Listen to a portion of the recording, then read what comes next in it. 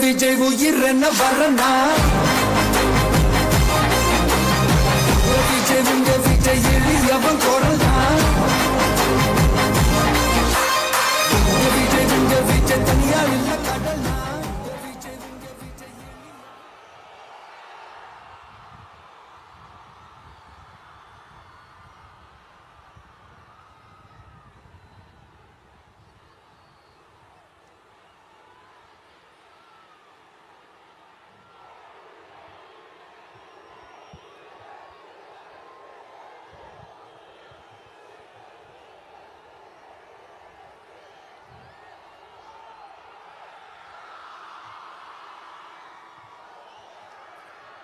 மஞ்சள்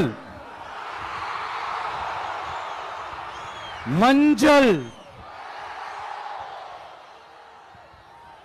பொதுவா நல்ல காரியங்கள் ஸ்டார்ட் பண்றதுக்கு முன்னாடி இந்த மஞ்சள் எடுத்து வச்சுதான் ஸ்டார்ட் பண்ணுவாங்க. நம்ம வீட்டில் கூட நம்ம அம்மா அக்கா தங்கைகள் நமக்காக நாம நல்லா இருக்கணும்ன்றதுக்காக மஞ்சள் புடவை கட்டிக்கிட்டு தான் வேண்டிக்குவாங்க. அப்படி அந்த மஞ்சள்னாலே ஒரு தனி வைப்பு தாங்க. நம்ம கொடியில கூட அந்த வைப்ரண்டான அந்த எனர்ஜெட்டிக்கான அந்த மஞ்சள் இருக்குமே, அந்த மாதிரி மங்களகரமான மஞ்சள் விளையிற பூமி தான் இந்த ஈரோடு பூமி. இங்க வந்து மஞ்சளை பத்தி பேசாம வேற எங்க போய் பேசுறது? அது மட்டும் இல்ல, இங்க ஒரு மகத்தான ஒரு மனிதரை பத்தி நம்ம பேசி ஆகணும். இந்த ஈரோடு மண் விவசாயத்துக்கும் பேர் போன மண். இங்க நடக்கிற அந்த விவசாயத்துக்கு மிக முக்கியமான ஒரு கவசமா இருக்கிறது என்ன தெரியுமா? காலிங்கராயன் அணை, காலிங்கராயன் கால்வாய். காலிங்கராயன் அணை கட்டினதுலையும் கால்வாய் வெட்டினதுலையும் உயிரான உணர்வு பூர்வமான நிறைய விஷயங்கள் இருக்குது. அப்படி அந்த ப்ராசஸ்ல அவர் அந்த அணை கட்டும் போதும் கால்வாய் வெட்டும் போதும் ரொம்ப சோர்வடைஞ்சிட்டாராம். அப்ப அவங்க அம்மா அதை பார்த்துட்டு சொன்னாங்களாம், மகனே காளிங்கா, தயிர் வித்த காசு தாழ்வாரம் வரைக்கும் இருக்குது, மோர் வித்த காசு முகுட வரைக்கும் இருக்குது, அதை எடுத்துக்கிட்டு போய் அணைய கட்டியா கால்வாய வெட்டியான்னு சொல்லி தைரியம் கொடுத்தாங்களாம். பெத்த அம்மா கொடுக்கிற அந்த தைரியம் இருக்கு பாருங்க, அதை தாண்டி வேற எதுவுமே கிடையாதுங்க. ஒரு மனுஷனால எதையும் சாதிச்சு காட்ட முடியும். அப்படி ஒரு தைரியத்தை தான் இப்ப நீங்க என்னுடைய அம்மா அக்கா தங்கைகள் நண்பா நண்பிகள் தோழர்கள் எல்லாரும் எனக்கு கொடுத்திருக்கிறீங்க. அதே தைரியத்தை, அதே துணையா என் கூட நிக்கிறீங்க. இதை எப்படி நம்ம பிரிச்சு விடலாம்? இதை எப்படி நம்ம கெடுக்கலாம்? என்னெல்லாம் அவதூறுகள் நம்ம விஜய் மேல சொல்லி மக்களை நம்ப வைக்கலாம்? என்னெல்லாம் சூழ்ச்சிகள் நம்ம விஜய் மேல பண்ணி மக்களை நம்ப வைக்கலாம்? இப்படி சூழ்ச்சிகளை மட்டுமே நம்பி பொழப்ப நடத்துற சில சூழ்ச்சிக்கார கூட்டங்கள் இதை தொடர்ந்து செஞ்சுக்கிட்டு தான் இருக்கு. ஆனா அவங்களுக்கு தெரியாது, இது இன்னைக்கு நேத்து வந்த உறவு இல்ல. கிட்டத்தட்ட 30-33 வருஷத்துக்கு மேல இருக்கிற உறவு. ஏன் நான் சினிமாக்கு வந்தப்போ எனக்கு வயசு 10, அப்பல இருந்தே இந்த உறவு ஸ்டார்ட் ஆகி போயிட்டு இருக்கேன்னு அவங்களுக்கு தெரியாம போச்சு. அதனால என்ன பண்ணாலும், நீங்க என்ன ட்ரை பண்ணாலும், எல்லாத்தையும் விட்டுட்டு மக்களுக்காக வந்திருக்கிற இந்த விஜய மக்கள் ஒரு நாளும் கைவிட மாட்டாங்க. மக்கள் கூடவே நிக்கிறாங்க, கூடவே நிப்பாங்கன்னு அவங்களுக்கு தெரியாம போச்சு. என்னப்பா நிப்பீங்கல்ல? உங்களை நம்பிதாப்பா வந்திருக்கிறேன். அதான் இந்த சத்தம் தாங்க வாழ்நாள் பூரா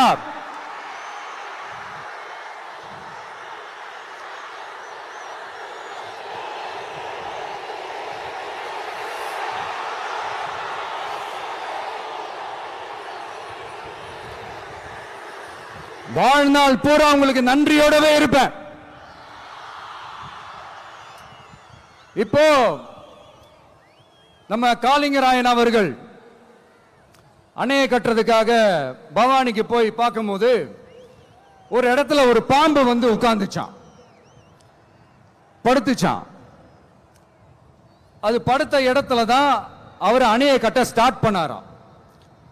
அப்புறம் அந்த பாம்பு வளைஞ்சி நெளிஞ்சி போற இடத்துல எல்லாம் கால்வாயை வெட்டினார்னு சொல்லி சில வாய்மொழி கதைகள்லாம் சொன்னாங்க.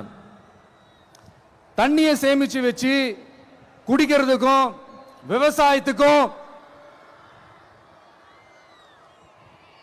தம்பி கீழே இறங்கு, தம்பி கீழே இறங்குப்பா, பிளீஸ் கீழே இறங்குப்பா.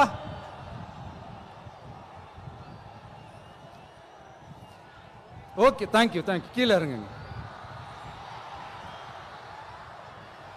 கீழே இறங்குப்பா. நீ இறங்கினாதான் புத்தம் கொடுப்பேன்.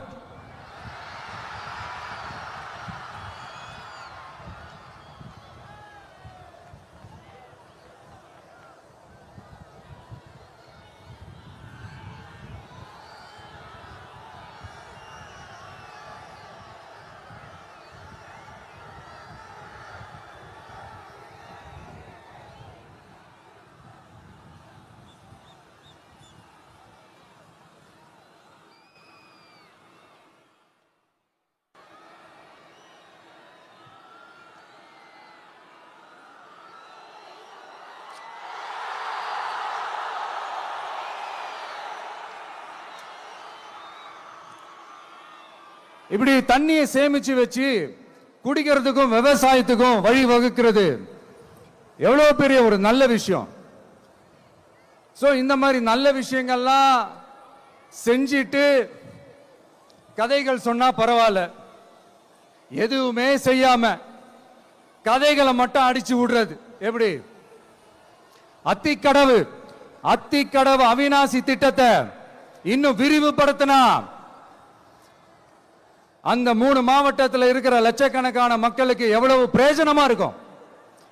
எத்தனையோ லட்சம் ஏக்கர் நிலங்கள்ல விவசாயம் நடத்தினா எவ்வளவு பிரயோஜனமா இருக்கும். ஏன் அதெல்லாம் பண்ண மாட்டேன்றீங்க? வள்ளுவர் கோட்டத்துக்கு காட்டுற அக்கறைய இங்க மக்கள் வாழ்வாதாரத்தில் கொஞ்சம் காட்டலாம்ல, ஏன் காட்ட மாட்டேன்றீங்க? இங்க என்ன கவர்மெண்ட் நடத்துறாங்களா இல்ல கண்காட்சி நடத்துறாங்களா? இந்த 21ஆம் நூற்றாண்டிலே மக்களை பத்தி எதுவுமே யோசிக்கிறது இல்ல. ஆனா அந்த காலத்திலேயே இது எல்லாத்தையும் பத்தி யோசிச்ச மக்களை பத்தி, குடிக்கிற தண்ணியை பத்தி, விவசாயத்தை பத்தி, அணை கட்டுறதை பத்தி, கால்வாய் வெட்டுறதை பத்தி, இதெல்லாம் எங்க இருந்து? பவானியிலிருந்து நொய்யலாறு வரைக்கும் கால்வாய் வெட்டி இது எல்லாத்தையும் பத்தி யோசிச்ச காளிங்கராயன் அவர்களுக்கு கோடி கும்பிடு போட்டாலும் பார்த்தாதுங்க. இப்படி அந்த காலத்துல இருந்த ஒரு ஹீரோவை பத்தி பேசிட்டு இந்த காலத்துல, அதாவது 1920th செஞ்சுரியில இருந்த ஒரு ஹீரோவையும் பத்தி நம்ம பேசி ஆகணும்ல. ஒருத்தர் இலகிய மனம் கொண்ட ஹீரோனா இன்னொருத்தர் இரும்பு மாதிரி அயன்மேன் தான். எஸ், நம்ம ஈரோடு கடப்பாறை தான்.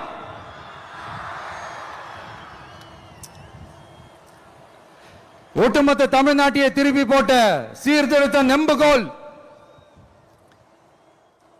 ஈரோடு மாவட்டத்தில் பிறந்த அவர்தான் இந்தியாவுக்கே இடஒதுக்கீடு சம்பந்தமான அரசியல் சட்டத்தை திருத்தறதுக்காக போராட்டம் நடத்தினவர் யாரு?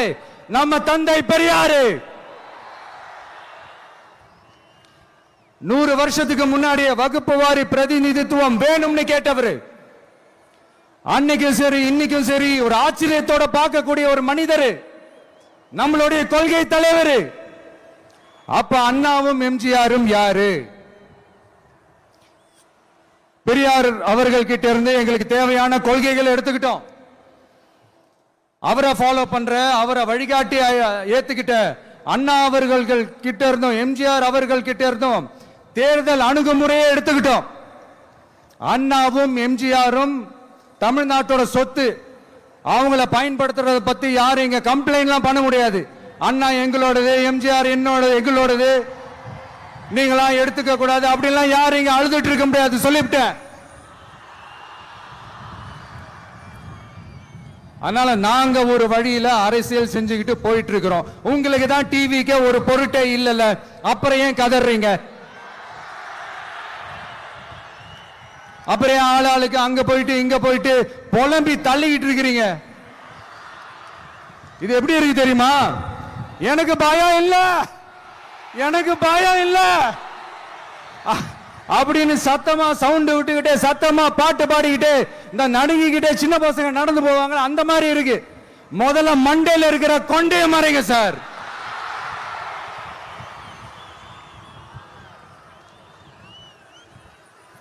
சும்மா மாறு வேஷத்துல மறு வச்சுக்கிட்டு மீடியா ஆளு, ரேடியோ ஆளுன்னு இவங்க ஆளுங்களே மாத்தி மாத்தி அனுப்பிக்கிட்டு, இதெல்லாம் என்ன மக்களுக்கு தெரியாதுன்னு நினைச்சிட்டு இருக்கீங்களா?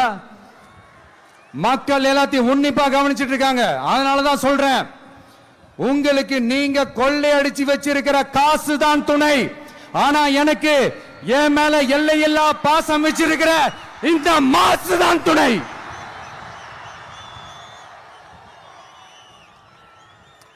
இப்படி நமக்கு துணையா இருக்கிற ஈரோடு மக்களுக்காக நான் இப்போ குரல் கொடுக்கலான்னு வந்திருக்கிறேன். சரி, இப்ப விஷயத்துக்கு வருவோம். பெரியார் அவர்கள் கிட்ட இருந்த அந்த செல்வாக்கையும் அந்த பதவிகளையும் அந்த பவரையும் வச்சுக்கிட்டு அவர் என்ன சொன்னார் தெரியுமா? இவ்வளவு செல்வாக்கு, இவ்வளவு பதவிகள், இவ்வளவு பவர் இருந்தோம் நான் ஒரு 5 பைசா காசு சம்பாதிச்சிருப்பேனா? எனக்கோ இல்ல என் குடும்பத்துக்கோ பட்டங்கள் வேணும், பதவி வேணும்னு ஏதாவது கேட்டிருப்பேனா? இல்ல ஏதாவது லாபம் பார்த்திருப்பேனா? இல்ல எதுக்காவது ஆசைப்பட்டிருப்பேனா? ஆனா அவர் பேரை சொல்லிக்கிட்டு, அவருடைய கொள்கையை ஃபாலோ பண்றதா சொல்லிக்கிட்டு இப்ப ஆட்சியில இருக்கிறவங்க என்னெல்லாம் செய்யறாங்கன்னு.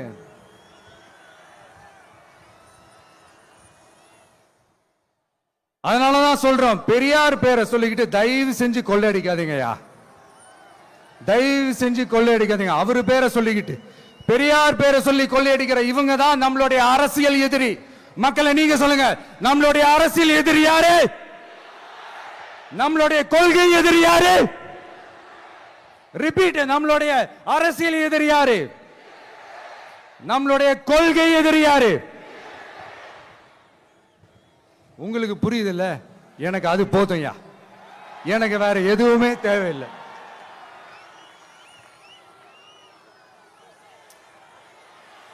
அதனாலதான்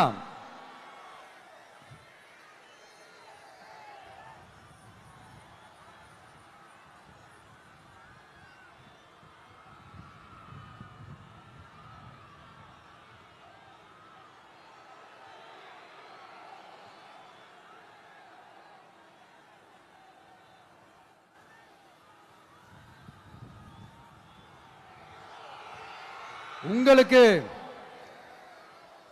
நம்மளை பத்தி, நம்ம அரசியலோட, நீங்க எல்லாரும் என்னோட அரசியலோட கனெக்டடா இருக்கீங்கன்றது ரொம்ப தெளிவா தெரியுது. அதனால எனக்கு அது போதும். அதனாலதான் எதிரிகள் யாருன்னு சொல்லிட்டு களத்துக்கு வந்திருக்கிறோம். அதனால அவங்கள மட்டும் தான் எதிர்ப்போம். அதுவும் அந்த எதிரிகள் யாரு இப்போ இங்க 2026 சட்டமன்ற தேர்தலில் களத்துல இருக்கிறாங்களோ அவங்கள மட்டும் தான் எதிர்ப்போம். சும்மா களத்திலே இல்லாதவங்களையும், களத்துக்கும் அவங்களுக்கும் சம்பந்தமே இல்லாதவங்களையும் எதிர்க்கிற ஐடியாலாம் இல்ல பாஸ். நீங்க கேட்கிறீங்கன்றதுக்காக எதிர்த்துட்டு இருக்க முடியாது பாஸ். எங்களுக்கு நிறைய வேலை இருக்குது.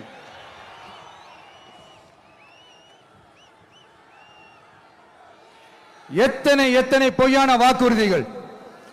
வந்த உடனே நீட்டை ரத்து செய்வோம், கல்வி கடனை ரத்து செய்வோம், கேஸ் சிலிண்டருக்கு மானியமா 100 ரூபாய் தருவோம், என்னெல்லாம் அடிச்சு விட்டுட்டு இன்னி வரைக்கும் கேட்கிறேன்.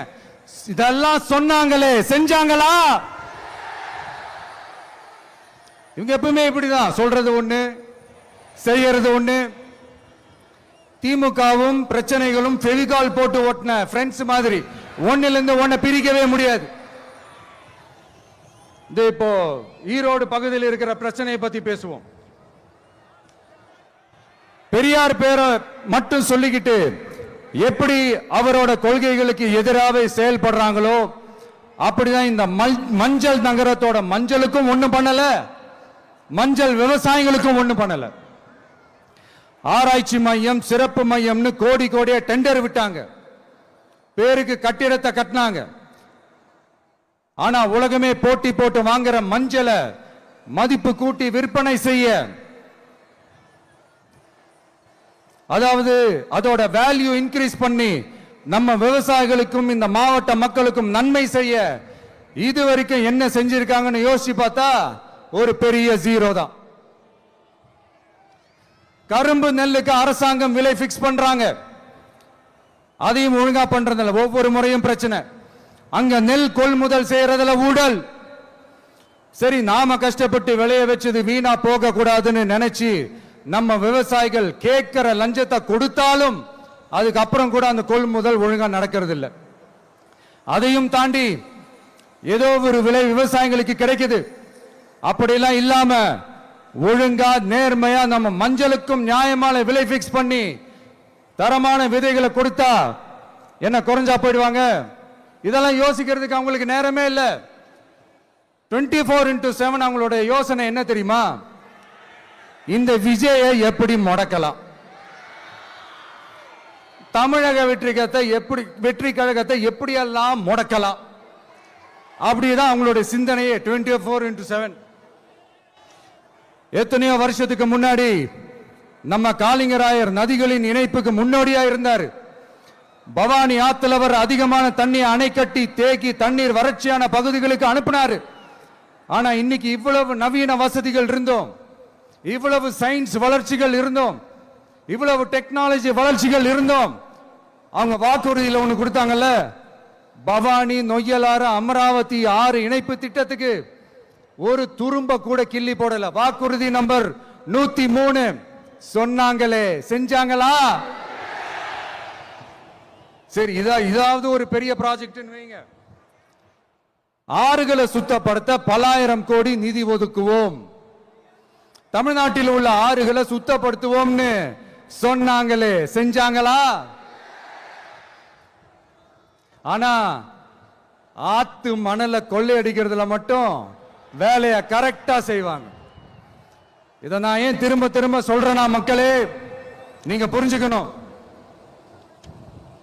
கொஞ்சம் மசந்தா மற்ற மாவட்டங்கள்ல மணல் காணாம போன மாதிரி, மலைகள் காணாம போன மாதிரி, நம்ம மாவட்டத்தில் தனி வளத்தை கொடுத்த செம்மண்ணும் காணாம போறதுக்கு வாய்ப்பு இருக்கு மக்களே. நம்ம மண்ணுக்கும் நம்ம ஆத்துக்கும் நம்ம விவசாயிக்கும் தான் இந்த மோசமான நிலைமை. அதனால ஏதாவது தொழில் செஞ்சு பிழைக்கலாம்னு பார்த்தா அதுக்கும் எங்க விடுறாங்க? தொழில்னு பார்த்தா 30% நெசவாளர்களுக்கு கூலி பாக்கி. அரசாங்கம் நம்ம நெசவாளர்கள் கிட்ட இருந்து கொள்முதல் செய்த வேட்டி சேலைக்கான கூலியை கூட போராடித்தான் வாங்க வேண்டியதா இருக்குது. அது சலுகையோ உதவியோ நலத்திட்டமோ கிடைக்காது. நம்ம உழைப்புக்கான ஊதியம், நம்மளோட உரிமை, அதுக்கே போராட வேண்டிய நிலையில தான் இந்த அரசாங்கம் நம்மளை வச்சிருக்கு. நல்லா பார்த்துக்கங்க மக்களே, உரிமைக்கு குரல் கொடுத்தவங்க தான் இவங்க. சிறு குறு தொழில்கள் பீக் ஹவர்ஸ் சார்ஜ்னு கரண்ட்டுக்கு அநியாய விலை வச்சு அதையும் செய்ய விடாம நம்மளை முடக்கிறாங்க. அந்த பீக் ஹவர்ஸ் சார்ஜ் கொள்ளையால எத்தனை வருஷமா எவ்வளவு பேர் பாதிக்கப்படுறோம், எவ்வளவு தொழில்கள் பாதிக்கப்படுது. நாமளும் கத்துறோம், போராடுறோம், கோரிக்கை வைக்கிறோம். எதையாவது இவங்க கண்டுக்கிறாங்களா?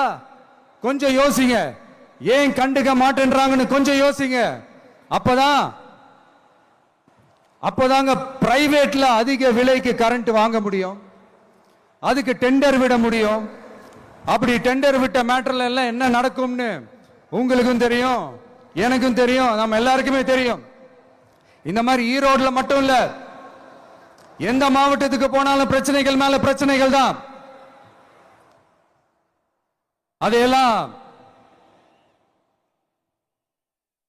அதையெல்லாம் தீக்கிறதுக்கு ஒரு சொல்யூஷன் கூட சொல்லாம இதுல வேற பெருமையா மாடல் அரசு மாடல் அரசுங்கிறது. இல்ல நான் கேட்கிறேன், கூச்சமா இல்ல?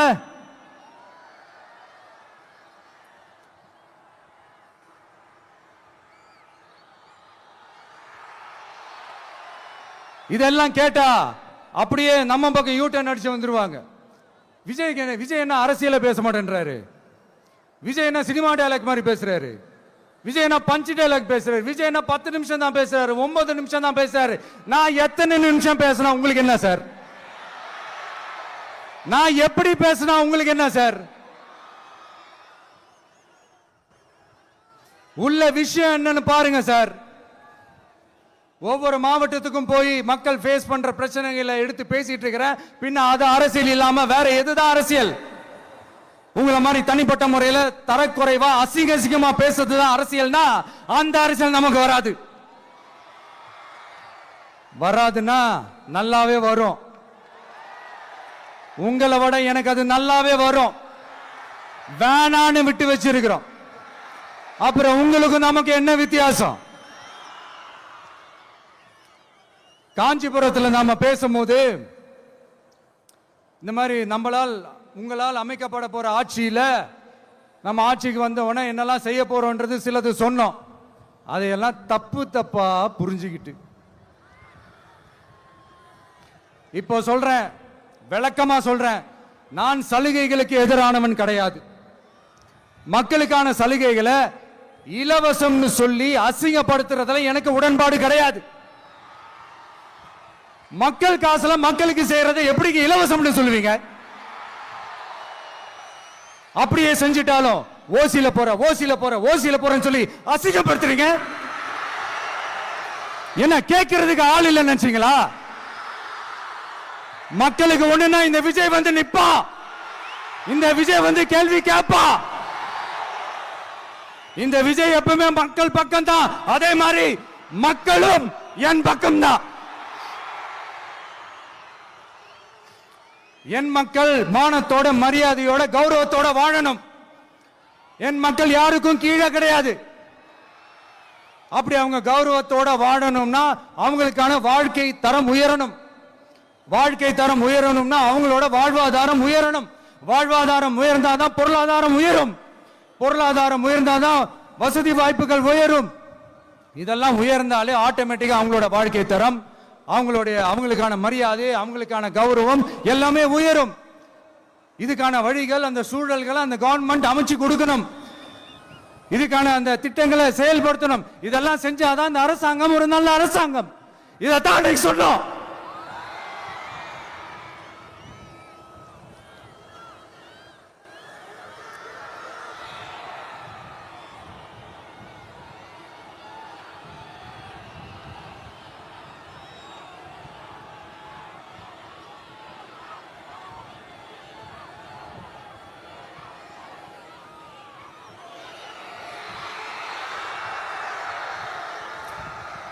இதைத்தான் அன்னைக்கு சொன்னோம். உடனே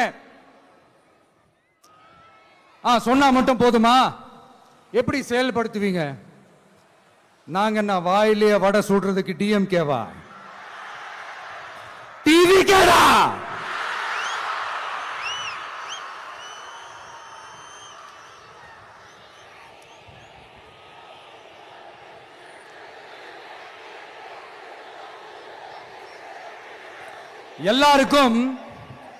எல்லாருக்கும் நிரந்தரமான ஒரு வீடு இருக்கணும்னு சொன்னோம். உடனே எங்க ஆட்சியிலே நாங்க எல்லாரும் வீடு கட்டி கொடுத்துட்டோமே அப்படிங்கிறது. இல்ல நான் கேட்கிறேன், இங்க உங்களை தான் கேட்கிறேன், இங்க வாடகைக்கு இருக்கிறவங்களே இங்க யாரும் இல்லையா? எல்லாருக்கும் சொந்தமா வீடு கட்டி கொடுத்துட்டாங்களா? அடுத்து வீட்டில் இருக்கிற ஒவ்வொருத்தரும் மினிமம் டிகிரி படிச்சிருக்கணும் அப்படின்னு சொன்னோம். உடனே எங்க ஆட்சியிலே எல்லாரும் டிகிரி படிச்சு முடிச்சிட்டாங்களே அப்படிங்கிற மாதிரி சொல்றது. அது உண்மைனா ஸ்கூல் லெவல்லையே டிராப் அவுட்ஸ் அதிகமானது யாரோட ஆட்சியிலங்க?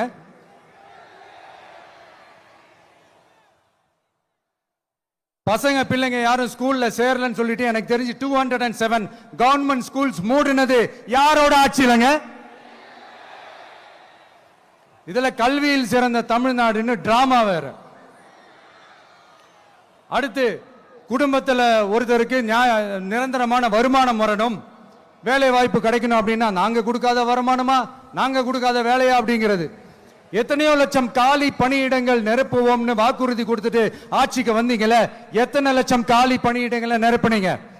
அட்லீஸ்ட் 1 லட்சம் காலி பணியிடங்களாவது நிரப்புனீங்களா? இதெல்லாம் சொல்லிட்டு மக்களை ஏமாத்துறது யாரோட ஆட்சியிலங்க?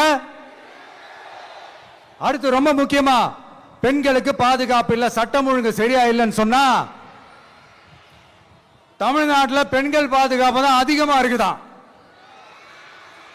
நீங்க சொல்லுங்க மக்களே, பெண்கள் பாதுகாப்பு இருக்கு? சட்டம் ஒழுங்கு சரியா இருக்கு? அவங்க சொல்றது உண்மையா? அவங்க சொல்றதை நீங்க ஏத்துக்கிறீங்களா? சத்தமா கேக்குதா சார்? இதுதான் ரியாலிட்டி, இதுதான் நிஜம். நம்மளுடைய ஆட்சியில சட்டம் ஒழுங்குல சமரசமே இருக்காது. அதனாலதான் இவ்வளவு ஸ்ட்ராங்கா சொல்றோம், தைரியமா இருங்க மக்களே. இந்த மாதிரி விஷயங்கள்லாம் நம்ம மக்கள் கிட்ட எடுத்து சொன்னா உடனே இந்த இது எடுத்துட்டு வந்துருவாங்க.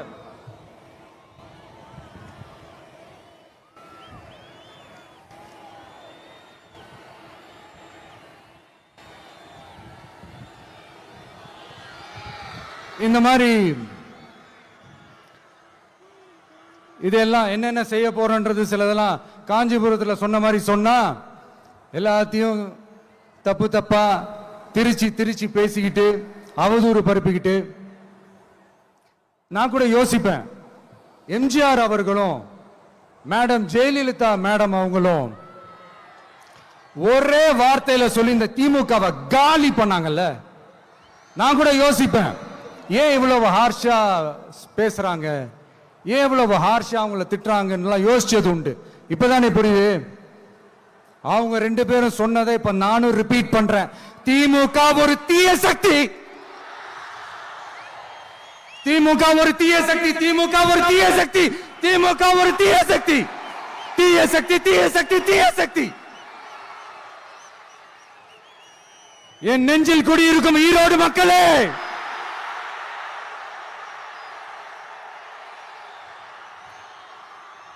டிவிகே ஒரு தூய சக்தி. எப்படி? டிவிகே ஒரு தூய சக்தி. தூய சக்தி டிவிகேவுக்கும் தீய சக்தி டிஎம்கேவுக்கும் தான் போட்டியே.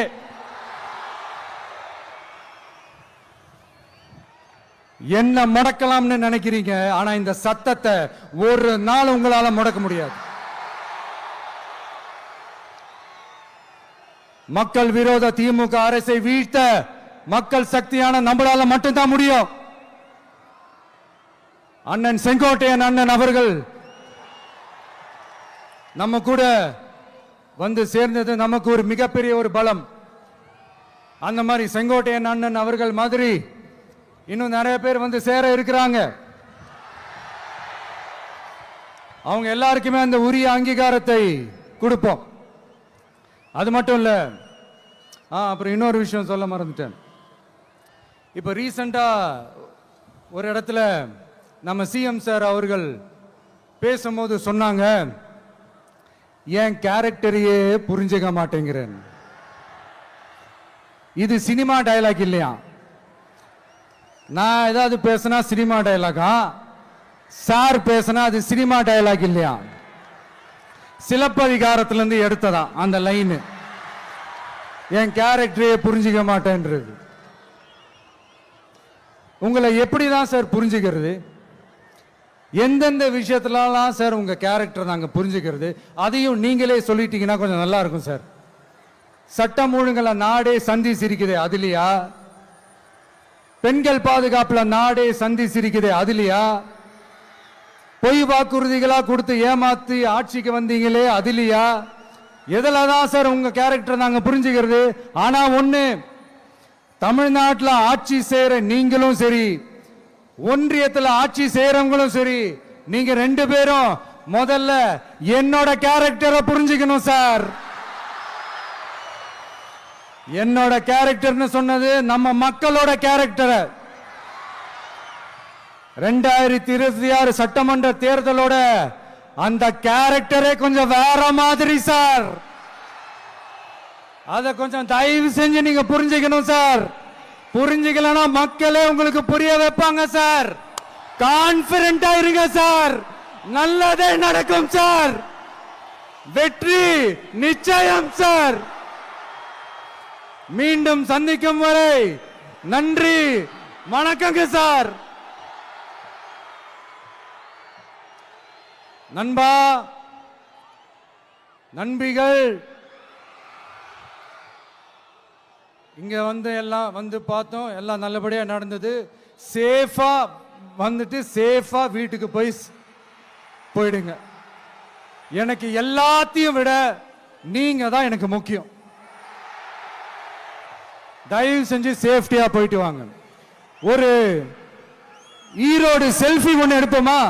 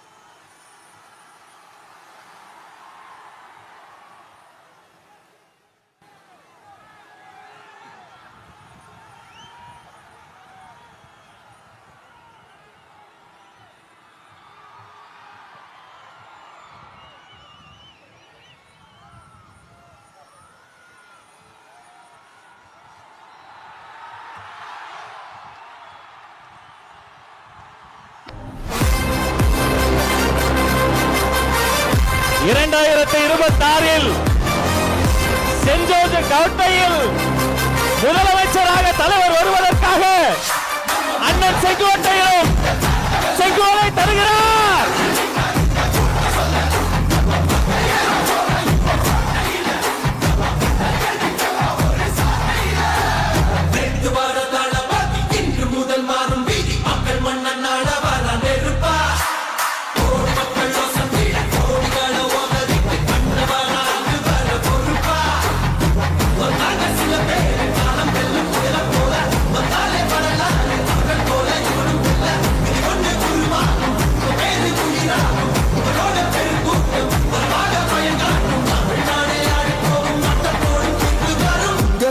உங்க விஜய் உயிர் என்ன வரனா?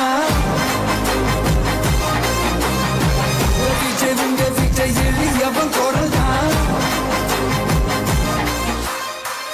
விஜய் உங்க விஜய் தனியா இல்ல கடல்னா? விஜய் உங்க விஜய் எளியவன் குரல்னா? விஜய் உங்க விஜய் தனியா இல்ல கடல்னா? மக்கள் தானே மன்னர்களை உனக்கு காட்ட வரனா?